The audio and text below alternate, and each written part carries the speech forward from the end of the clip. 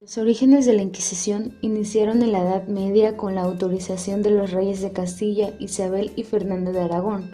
Tenía como objetivo perseguir a los herejes, es decir, personas que tenían otra manera de pensar respecto a la Iglesia Católica, por ejemplo, actitudes contrarias a su teología o negar los dogmas de la fe, como la existencia de Dios, la pureza de la Virgen María o simplemente practicar la hechicería y magia.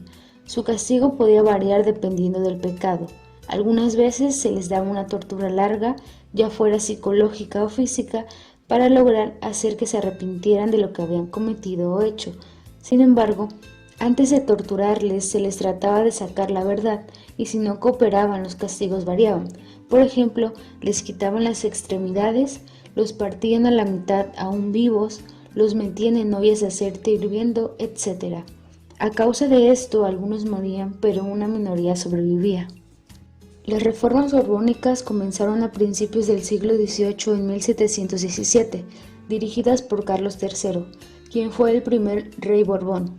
Influido por las ideas de la Ilustración, llevó a cabo este proceso de cambios para retomar los hilos del poder en Nueva España. Estas se dividieron en dos, la político-administrativa y la económica. Las reformas borbónicas en la Nueva España fueron una serie de cambios administrativos aplicados por los españoles de la Casa del Borbón. Estas reformas buscaban remodelar tanto la situación interna de la península, así como sus relaciones con las demás colonias. El objetivo de la corona era recuperar el dominio político de la Nueva España, así como obtener beneficios a partir de una mayor recolección de impuestos.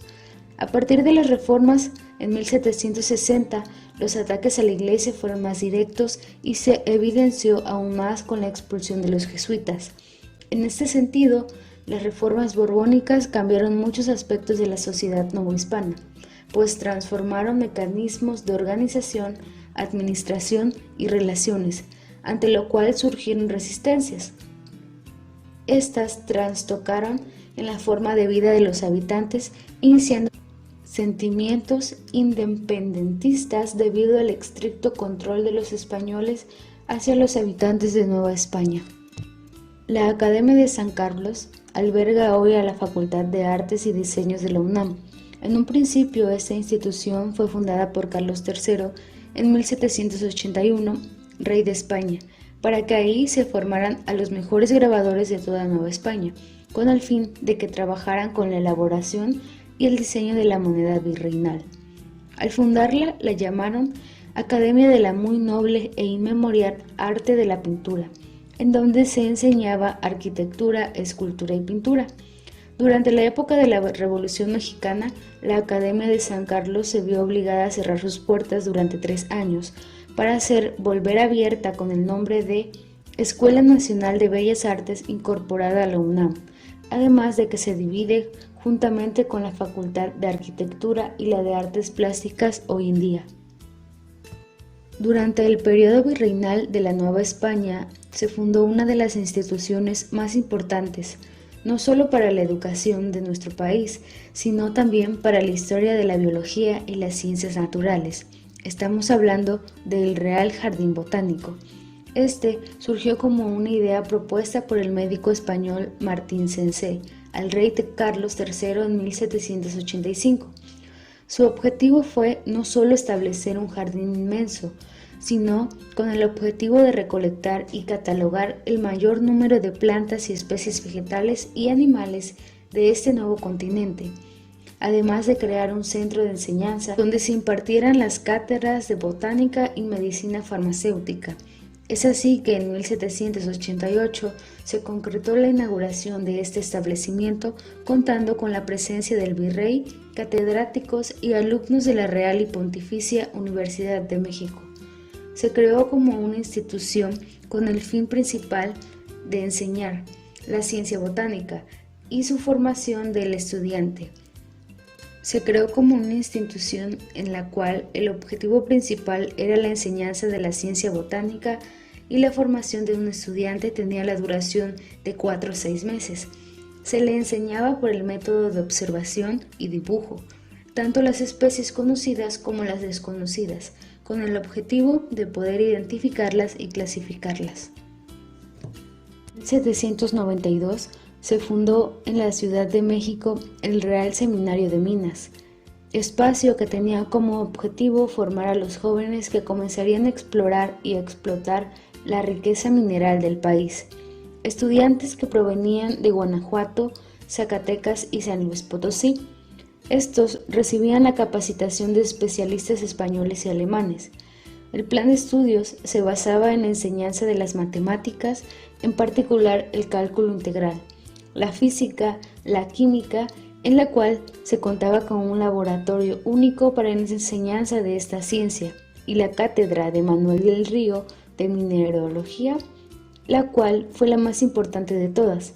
Además de eso, se les enseñaba topografía, lo que ayudó al reconocimiento del territorio nacional de Nueva España para su explotación, teniendo como objetivo formar a los mejores geólogos, metalurgistas y mineros, difundiendo los conocimientos científicos e instruyendo a los estudiantes en las técnicas más modernas de la explotación y refinación de minerales. El Real Colegio de Cirugía de la Nueva España fue establecido por decreto del rey Carlos III el 17 de marzo de 1768. Gracias al establecimiento del Real Colegio de Cirugía, los cirujanos novohispanos accedieron a una enseñanza institucional que intentaba incorporar los conocimientos prácticos con los teóricos. Durante este periodo llegaron a Nueva España infinidad de obras de medicina, cirugía y obstetricia. Es por ello que los catedráticos basaron su sistema de enseñanza en estudios de anatomía, prácticas de disecciones de cadáveres y el estudio clínico de los pacientes, además que se contaba con cátedras de fisiología y cirugía, anatomía práctica y operaciones, además de las técnicas quirúrgicas. Dos de los cirujanos peninsulares más importantes fueron designados para iniciar las actividades en este colegio, los cuales fueron Andrés Montaner y Manuel Antonio Moreno Rodríguez. La situación interna de la Nueva España se vio afectada a causa de distintos factores. Uno de ellos fue la crisis económica a finales del siglo XVIII, poco después de la aplicación de las reformas borbónicas. Por eso la Nueva España entró en bancarrota en las últimas décadas de este siglo, debido a que la metrópoli se apropiaba de sus finanzas.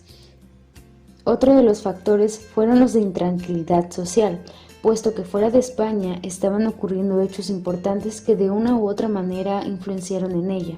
Por ejemplo, las ideas de la Ilustración, la independencia de las 13 colonias, la Revolución Francesa y las ya mencionadas reformas borbónicas. Sin embargo, dentro de lo que hoy se conoce como México existían problemas internos. No obstante, dentro de Nueva España se estaban viviendo enfermedades como la viruela, el sarampión o la tifoidea, además de las injusticias que vivían las clases sociales más bajas, lo que dio como resultado una lucha por la liberación del pueblo oprimido y desesperado, dando paso a movimientos sociales como la independencia de México. La invasión napoleónica de España se inició mediante una estrategia con engaño, astucia y destreza por parte de Napoleón, que a través del Tratado de Fontainebleau, que consistía en un acuerdo entre Francia y España en que ambos iban a invadir juntos a Portugal, la cual era aliada de Reino Unido, Gran Bretaña e Irlanda, pero a pesar de que Napoleón había prohibido el comercio con estos países, ellos no habían obedecido, por lo que decidió invadirlos, logrando acceso al territorio español y así creando la invasión de Portugal. Los eventos ocurridos durante las abdicaciones de Bayona fueron los detonantes en la Guerra de Independencia, ya que mediante estas Napoleón obtuvo los derechos de la corona española cediéndoselas a su hermano, quien fue José Bonaparte, y asumió el puesto del rey de España nombrándose José I. Tras la consumación de la independencia en 1821, las condiciones en las que México obtuvo su soberanía y se constituía como una nación independiente fueron difíciles. Carecía de una clase política comprometida y experimentada. Por un lado estaban los defensores de la monarquía como una forma de gobierno y por el otro estaban aquellos a favor de una república. Conociendo el contexto que anteriormente les he mencionado acerca de la Constitución del Cádiz, muchos grupos privilegiados de nobles, altos cleros y militares estaban en contra de este documento y comenzaron a planear la separación de la metrópoli. Es así como la vida política de la primera mitad del siglo XIX estuvo caracterizada por el enfrentamiento entre dos grupos que tenían una perspectiva contraria sobre el proyecto de nación, los conservadores y los liberales. Los primeros se oponían a cualquier cambio de las estructuras sociales y económicas desarrolladas durante la colonia, mientras que los liberales deseaban convertir a México en una república democrática, es decir, un estado fundado sobre los principios de la Ilustración que defendiera las libertades básicas del individuo, como la igualdad, el derecho y el respeto. Los orígenes de la Inquisición.